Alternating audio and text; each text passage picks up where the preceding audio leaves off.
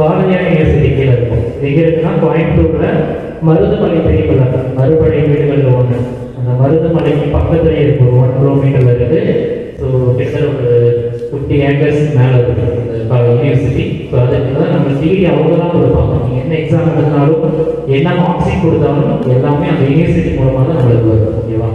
தென் இன்னைக்கு நம்ம பார்க்க போகிறது டே 3ல curriculum examination and evaluation system. அதாவது உங்களோட என்ன மாதிரியான சப்ஜெக்ட்ஸ் படிக்க போறீங்க, எக்ஸாம்ஸ் எப்படி எடுக்க போகுது, அதை எப்படி வந்து வேல்யூ பண்ண போறாங்க அப்படிங்கிறது. ஓகே, நம்மளுக்கு பார்த்தீங்கன்னா செமஸ்டர் சிஸ்டம். நீங்கள் வந்து ஸ்கூலில் வந்து ஒரே ஒரு மார்க்ஸிங் ஒரு இயருக்கு வாங்கியிருப்பீங்க. இப்போ ப்ளஸ் 1ல ஒரு சர்டிஃபிகேட், ப்ளஸ் 2ல ஒரு சர்டிஃபிகேட், 10th ஒன்று வாங்கியிருப்பீங்க.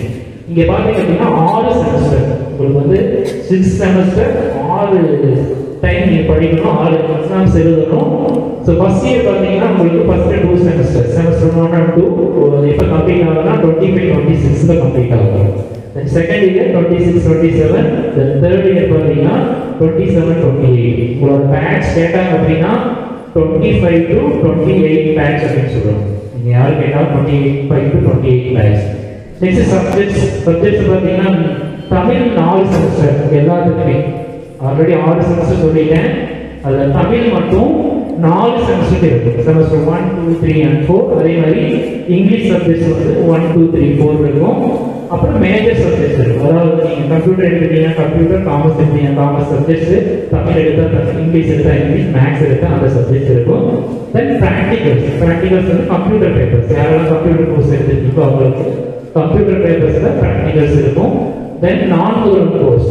உங்களுக்கு ஃபர்ஸ்ட் செமஸ்டருக்கு மட்டும்தான் நான்-முதல்வன் கோர்ஸ் கிடையாது. அதாவது இப்போ ஜாயின் பண்ணிக்கலாம். இந்த செமஸ்டருக்கு நான்-முதல்வன் அப்படிங்கிற கோர்ஸ் கிடையாது. ரிமைனிங் 5 செமஸ்டர்ஸ் உங்களுக்கு 5 சப்ஜெக்ட்ஸ் இருக்கு. த்ரூ ஆன்லைன் மோட், எல்லாமே ஆன்லைனில் தான் டீச் பண்ணுவாங்க.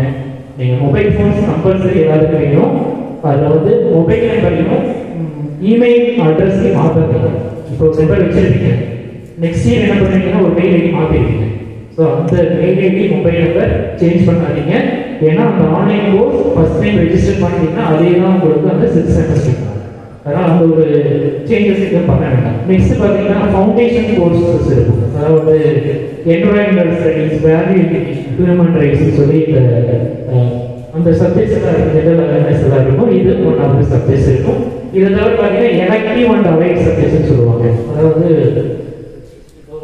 ஃபார் எக்ஸாம்பிள் இப்போ கம்ப்யூட்டர் சயின்ஸ் படிக்கிறவங்களுக்கு அலைட் சப்ஜெக்ட்ஸ் என்னன்னா மேக்ஸ் படிப்பாங்க. காமர்ஸ் படிக்கிறவங்களுக்கு பார்த்தீங்கன்னா எக்கனாமிக்ஸ் பேப்பர்ஸ் படிப்பாங்க.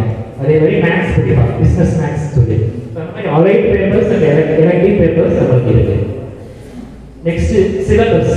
நீங்கள் உங்களுக்கு புக் கொடுப்பாங்கல்ல, பார்ட் 1, பார்ட் 2, பிசிக்ஸ்ல, அதே கெமிஸ்ட்ரியில் பார்ட் 1, பார்ட் 2. இங்கே அப்படிலாம் கிடையாது. ஒரு செமஸ்டருக்கு ஒரு சப்ஜெக்ட் கொடுத்துட்டாங்கன்னா ஒவ்வொரு சப்ஜெக்ட்டுக்கும் 5 யூனிட்ஸ். யூனிட் 1, 2, 3, 4, 5 அவ்வளோதான். 5 யூனிட் தான் நம்மளுக்கு, அதிகமாகலாம் கிடையாது. இந்த 5 யூனிட்ஸில் இருந்து தான் உங்களுக்கு கொஸ்டின்ஸ் வரும். அடுத்து வந்து roll number and register number. உங்களுக்கு வந்து ரோல் நம்பர் ரெஜிஸ்டர் நம்பர் நீங்கள் ஸ்கூல்லேயும் உங்களுக்கு தெரியும். ஒரு கிளாஸில் ஒரு ரோல் நம்பர் வச்சிருப்பாங்க, எக்ஸாம் எழுத ஒரு ரோல் நம்பர் ரெஜிஸ்டர் நம்பர் அதே மாதிரி தான். ஸோ நம்மளுக்கு பார்த்தீங்கன்னா roll number and register number இருக்கு. ரோல் நம்பர் பார்த்தீங்கன்னா 7 டிஜிட்ல இருக்கு. அது வந்து காலேஜ் ப்ரொவைட் பண்ணுறது. இங்கே வந்து டெம்பரரியாக நம்ம காலேஜில் உங்களுக்கு எல்லாத்துக்கும் ரோல் நம்பர் போட்டு கொடுத்துருவோம். Second one register number. அது வந்து யூனிவர்சிட்டி ப்ரொவைட் பண்ணுறது 9 டிஜிட்ல இருக்கும் ஒவ்வொன்றுக்கும். ஃபார் எக்ஸாம்பிள் 2522A0001 கொடுத்துருக்கேன். 25 அப்படிங்கிறது இயர். இப்போ நீங்கள் ஜாயின் பண்ணால் 25 இயர். 2 அப்படிங்கிறது பார்த்தீங்கன்னா யூஜியை ரெப்ரசென்ட் பண்ணுறது நம்பர் 2. பிஜி வந்தீங்க அப்படின்னா 3 மாறும் தெரியல. ஸோ 2K அப்படிங்கிறது கம்ப்யூட்டர் சயின்ஸோட கோடு. ஒவ்வொரு சப்ஜெக்ட் ஒரு கோடு இருக்கு. கம்ப்யூட்டர் சயின்ஸுக்கு 2K, தமிழுக்கு வந்து 2A, மேக்ஸ்க்கு வந்து AA அந்த மாதிரி சொல்லியிருப்பாங்க. ஸோ ஒவ்வொன்றுக்கும் ஒவ்வொன்று இருக்கு. அப்புறம் நம்பர் லாஸ்ட் 4 டிஜிட்ஸ் வந்து நம்மளுக்கு நம்பர்ஸ். தென் மார்க்ஸ். நீங்கள் வந்து 100 மார்க்ஸுக்கு எழுதுவீங்க. எல்லா சப்ஜெக்ட் மேக்ஸிமம் ஆஃப் சப்ஜெக்ட்ஸ் வந்து 100 மார்க்ஸ். ஸோ அதில் பார்த்தீங்கன்னா இன்டர்னல் மார்க்ஸ் 25, எக்ஸ்டர்னல் மார்க் வந்து 75, டோட்டலாக 100 மார்க்ஸ். அந்த இன்டர்னல் மார்க்ஸ் 25 எப்படி ப்ரொவைட் பண்ணுவாங்க அப்படின்னு பார்த்தீங்கன்னா 3 test, S1, S2, then model exam, plus assignment, seminar and attendance. நீங்க ரெகுலரா காலேஜ் வரீங்களா, அந்த அட்டெண்டன்ஸுக்கு ஒரு பர்சன்டேஜ் இருக்கு, செமினாருக்கு இருக்கு, அசைன்மெண்ட் இருக்கு. இது இல்லாம இந்த 3 டெஸ்ட்ல நீங்க எடுக்கக்கூடிய மார்க்ஸ் எல்லாம் ஆவரேஜ் பண்ணி 25 மார்க்ஸ் ப்ரொவைட் பண்ணுவாங்க. Okay, 25 marks internal. எக்ஸ்டர்னல் பாத்தீங்கன்னா 75. நீங்க 75 எடுக்கணும் அப்படின்னா இந்த பேட்டர்ன்ல क्वेश्चन வரும். 10 into 1 இந்த 10 வரும், 5 மார்க்ஸ் வந்து 5 வரும், then 8 மார்க்ஸ் வந்து 5 வரும். டோட்டலா வந்து 75 மார்க்ஸ் வந்து external examination. The question pattern 75 marks எப்படி இருக்குன்னு பாத்தீங்கன்னா 10 into 1 10 மார்க்ஸ் எல்லாருக்கும் தெரிஞ்சிச்சு. ஒவ்வொரு யூனிட்டுக்கு 2 மார்க். ஆல்ரெடி எத்தனை யூனிட் சொல்லியிருக்கேன்? 5 யூனிட்ஸ். ஒவ்வொரு யூனிட் இருக்கும் 2 क्वेश्चंस வரும் 1 வேர்டுக்கு. தென் வந்து 5 மார்க்ஸ் ஒவ்வொரு ஒரு क्वेश्चंस வரும். தென் வந்து 8 மார்க்ஸ் வந்து ஒவ்வொரு क्वेश्चंस வரும். ஃபார் எக்ஸாம்பிள் பாத்தீங்கன்னா ஒரு யூனிட்டுக்கு 2 + 5 + 3 15 மார்க்ஸ் இன்டு 5 யூனிட்ஸ் போட்டா எவ்வளவு மார்க் வருது? 75 மார்க்ஸ். டோட்டலா ஒரு மார்க்கிங் சிஸ்டம் இந்த மாதிரி தான் இருக்கும். क्वेश्चन 50 தான் வரும். நீங்க 1 வேர்ட் வந்து இதுனா 2 வேர்ட். அதே மாதிரி நெக்ஸ்ட் வந்து தியரிக்கு பாசிங் எப்படி வந்து வேல்யூ பண்ணணும் அப்படின்னு பாத்தீங்கன்னா 40 மார்க்ஸ்.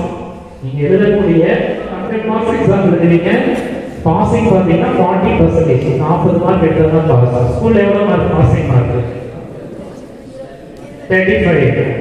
ஓகேவா? இங்க வந்து காலேஜ்ல ஒரு 5 மார்க்ஸ் சேர்த்து உங்களுக்கு 40 மார்க்ஸ் எடுத்தா தான் பாஸ். சோ இன்டர்னல் மார்க்ஸ்ல 25 எழுதுவீங்க, அதுல 40% பாத்தீங்கன்னா 10 மார்க்ஸ்.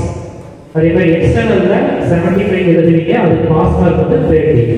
டோட்டலா ரெண்டு ஆட் பண்ணா 40 மார்க்ஸ் உங்களுக்கு கிடைக்கும். சோ இது இருந்தா தான் பாஸ். அதாவது இன்டர்னல் 25 எடுக்கணும், எக்ஸ்டர்னல்ல 30 எடுக்கணும்.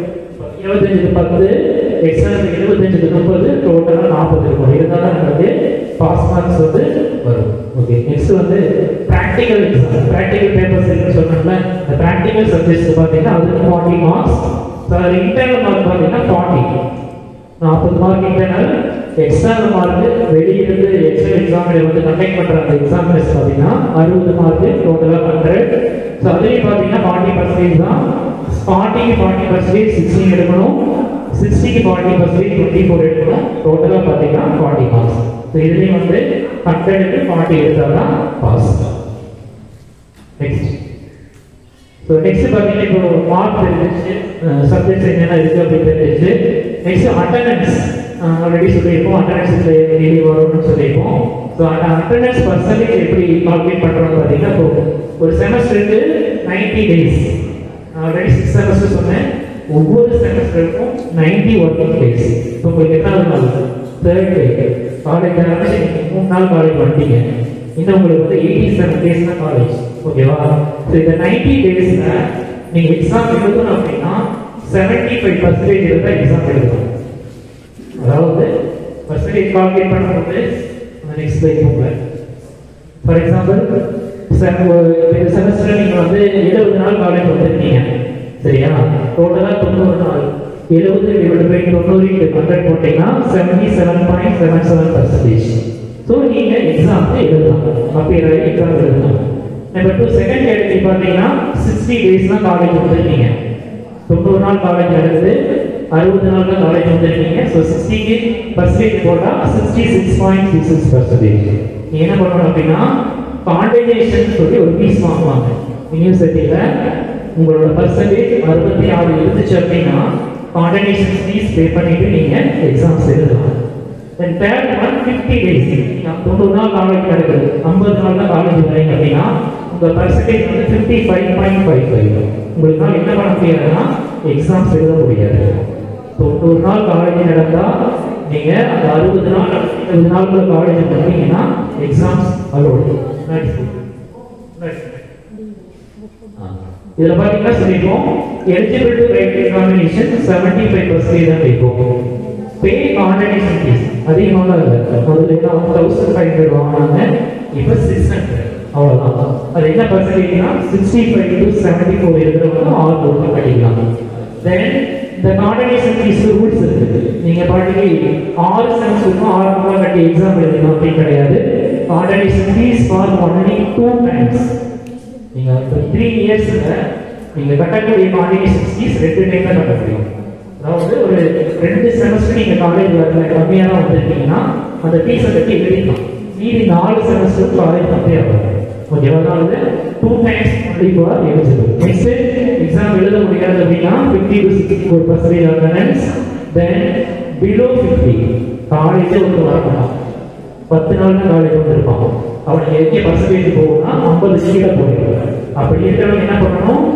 கோர்ஸை டிஸ்கன்டினியூ பண்ணிட்டு இப்போ எப்படி ஃபர்ஸ்ட் இயர் அட்மிஷன் போட்டீங்க அதே மாதிரி ஃபர்ஸ்ட் இயர் வந்து அட்மிஷன் போட்டு மறுபடியும் படிக்கணும். ஸோ இந்த ப்ரொசீஜர் தான் அட்டெண்டன்ஸ்ல இருக்கு.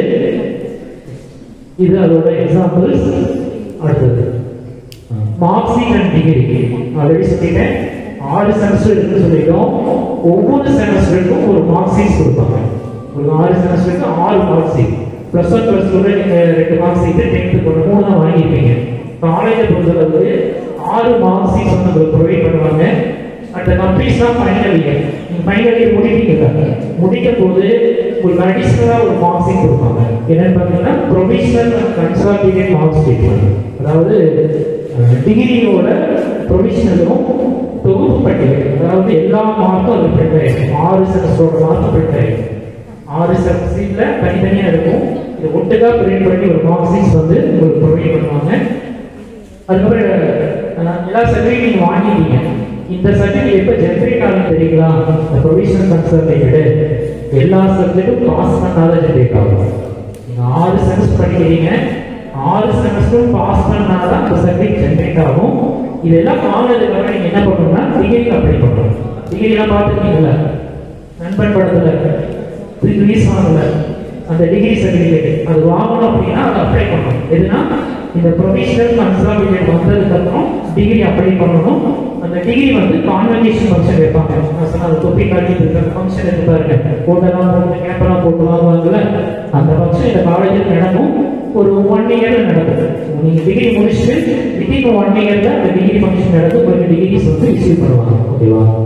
Next fees.